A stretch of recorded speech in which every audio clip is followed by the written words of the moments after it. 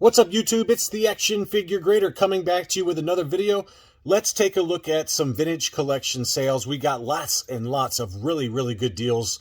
Some under-the-radar auctions that ended for some great prices. We got a few autographed items and some graded items to go through. As always, thank you to my Patreon supporters. You guys allow me to make more and better videos, and you guys get all of my videos 24 hours early access. Patreon.com/Action Figure Grader has all the details. Okay, let's dig in. Let's see. The first one we've got is a VC08 Darth Vader unpunched US card with the prototype Boba Fett mail-away offer sticker, and it looked to be in pretty impeccable condition. Just a gorgeous card back. I've got this one, except it is the foil Ultimate Galactic Hunt, but I do not have just the regular retail release. But this one was just absolutely stunning.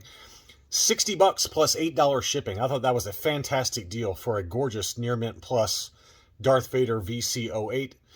Next up, I've got a couple of different data points for Jocasta New again. This Brian Toys exclusive continues to go up in price, and I'm just continued to be surprised by how high the prices are. This one went high, the next one did not. This one was listed for $250, and the best offer that was accepted was $200 free shipping. So that gives you kind of a higher price point versus some of the ones that have sold recently. This one also did sell over in the UK, and it sold for a little bit more kind of in line with market. This one sold for 112 pounds, or about 133 US dollars. So pretty good deal on that one if you were over in the UK, just given that over here in the US, one just sold for $200, and you got it for about, let's call that 30%, 40% less than the one that sold in the US. So just a couple of data points for those of you looking. VC54, the ARC Trooper Commander. This one is the US card. It was punched, but overall in pretty great shape. Just some very light edge wear here and there. Here's the back of the card.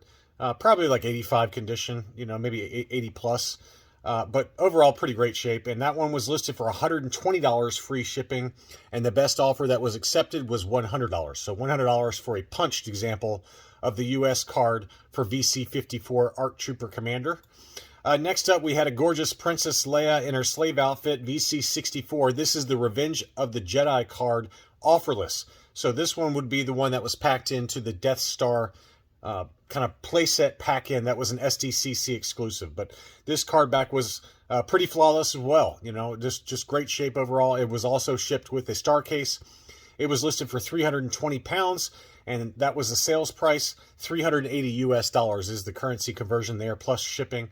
And, that's probably kind of right in line with market, to be honest with you, for the SDCC version of the Revenge of the Jedi Princess Leia slave outfit that's missing the offer sticker that was on the retail releases with the paperwork inside the blister. So just another data point, and it continues to hold its value despite maybe a slowdown in some of these other items we're going to cover here shortly.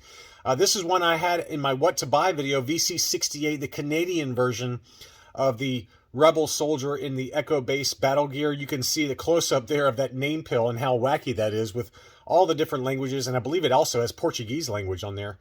This is one that's in my collection, and I said, hey, this is a good buy. I mentioned this one in a What to Buy. It did sell, maybe a couple days later. It was listed for $70 free shipping, and the best offer that was accepted was $60. And I think that was a bargain price. Given what I paid for mine that was unpunched, that was quite a bit less. And congratulations to the buyer on that one, because that name pill is pretty unique and pretty difficult to find that one out in the wild. So congrats. Next up was a punched example of the US card for VC96 Darth Malgus. Looked to be in really great shape overall. And there's a close-up there. Great card back. One of my favorites. I've got the Canadian card for this one. That one sold for $51 plus $7.50 shipping. That's a pretty good price. Unpunched examples can hit $80 or $90 pretty regularly. So to get that one punched for $51 plus shipping, I think that was a very fair price. This seller had a number of different examples. Some of them sold for great prices. Here was an unpunched oddball, and we documented some that have been hovering between $100 and $125. This one did have the Darth Maul offer sticker. That one sold for $86 plus $7.50 shipping, which I think was a great buy. Really fair price. Same seller also had Lumat unpunched VC104 on the US card back. That one sold for $120 plus $13.50 shipping, just one bid. But that's kind of, again, right in line with market. We've seen as high as maybe $140. So slightly below that price after you account for shipping for a near mint plus example. He also had, oh, I'm sorry, was this the same? Yeah, it is the same seller. Emperor's Royal Guard. This is the original issue, not the reissue. And it was unpunched U.S. card back, and it sold for $35.99 plus $7.50 shipping.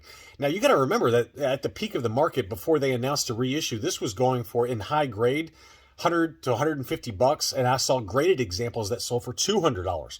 So to get that one for $36 in kind of 85 plus condition, that is a just fantastic deal. It just shows you how far that one has come down. Same with this one. This was another steal that same seller had at offer on auction, and this was Neonum, unpunched U.S. card. That one sold for $50 plus $7.50 shipping. And again, we've talked about this one hitting $100 to $125, and to get it for $50 plus shipping is just an absolute steal of a deal, and it appeared to be in great condition overall. The same seller also had an unpunched U.S. card, original issue now, VC102 Ahsoka. Now again, we've documented a number of these that have sold even after the reissue was announced and released for Ahsoka, $300, $350 for a near mint plus example, and this one fits that bill. I mean, it's certainly in excellent condition, and it just must have fallen through the cracks with eBay buyers, because I did not see it either until after it closed. But $100 was the final offer price. That's just an incredible deal on an original issue VC102 Ahsoka. I mean, I have not seen that low ever in recent memory anyway. And that was just a fantastic pickup on a stealthy auction. Same seller also had an unpunched original issue VC113 Expanded Universe Republic Trooper, the character debut sticker on there, as you can see. And that one sold for $99.99 plus $13.50 shipping. And again, even after it was reissued and it won the fan vote, I think that this was a great buy. I mean, we've seen a few of them that sold a little higher, 110 to 120, but this one was very clean and unpunched. And again, 113.50 for that one was a great buy in my mind. Antok Merrick, this seller had three available. Two of them are still available. One sold. This one sold for $109.99 free shipping, but this one did have the characteristic issue on the front of the card with that scratch, just due to packing issues inside that Target exclusive X-Wing.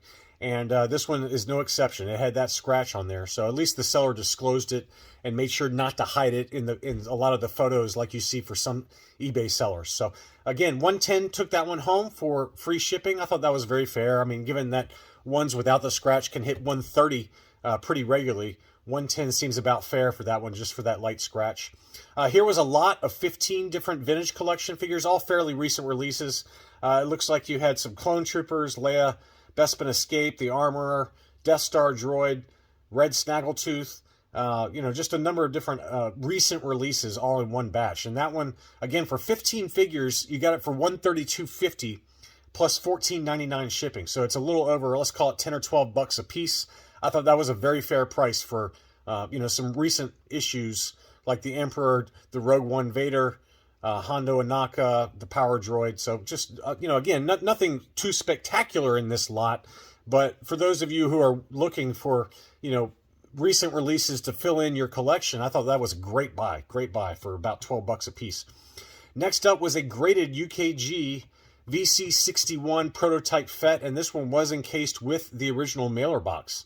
And the grade on it was uncirculated 90, straight 90s for the subscores, and it sold for 175 pounds, which is about $208 US. Now, keep in mind that it costs about 135 or so just to grade this, at least with collector archive services. It might be cheaper over in the UK with UKG, but that was a great buy, and it included a certificate of authenticity as well as the Toys R Us flyer, with the announcement for that prototype Fett. So $208 US for that, for a UKG uncirculated 90 prototype Fett encased with the mailer box.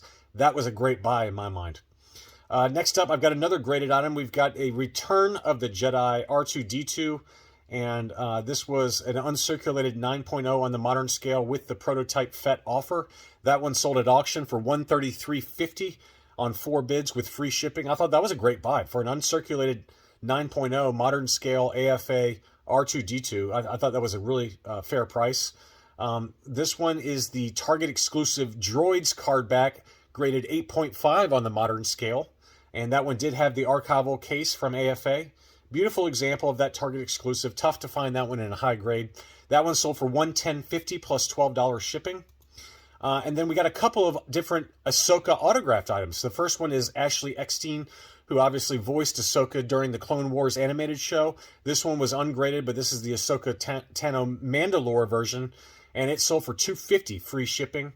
And then I mentioned this one in a What to Buy video that was at auction. The same card back, signed by Rosario Dawson and also graded a 90 on the Signature Series by Collector Archive Services. 85, 90, 95 were the sub-scores, signed by Rosario Dawson. Now, that one sold for $255 plus $15.70 shipping, so maybe just a little bit more expensive. But you also have to remember that this one was already graded and authenticated. It costs $35 to get the JSA authentication, plus another $60 to actually grade the mint on card. And I think it's on the wrong card back, unfortunately. I think that whoever submitted this probably should have gotten the Ahsoka Corvus version to get Rosario Dawson to sign that one, the Mandalorian card back. But nevertheless, I mean, it's an incredible item, and I think for $255, where, you know, let's call it $95 of it plus shipping to and back from CAS, I mean, that's a great buy. That's a great buy. But obviously, the Ashley Eckstein is deemed by the market to be more in demand, although she is much more readily available because she hits the convention circuit pretty regularly. So it's a lot easier to get her signature versus Rosario Dawson. Rosario Dawson does not sign a lot of items from what I gather versus Ashley Eckstein's. But the market at least demands Ashley Eckstein's signature a little bit more, just given that hers sold for about the same price, even though it was ungraded. Next up was a Disney park exclusive Chopper. I'd love to get this one. I just love this figure. I wish they would release this on a vintage collection card back, and it may be coming. Who knows? You know, maybe we see Chopper in the Ahsoka series on Disney Plus, but they could really just straight repack this figure on a vintage collection card back, and I would be happy. That one sold for $76.50 free shipping. And then finally, I got one that's not a vintage collection item, but I wanted to show it. That same seller who had the other R2-D2 had this one, and this is the original trilogy collection, uncirculated 9.5. And so it's a beautiful example of the R2-D2 in the OTC. And remember, these were sold originally with clamshells. So that's why it got the uncirculated 9.5. It was very well protected. It never got dinged up at retail, given that they shipped these items originally inside a clamshell. So that's how it got that 9.5 high grade. But nevertheless, that still sold for $195.50 free shipping. You know, to me, that's pretty fair for a very high grade, uncirculated 9.5. And congratulations to the buyer on that one. That's all I really had for this video. Thank you so much for watching, and I'll be back soon.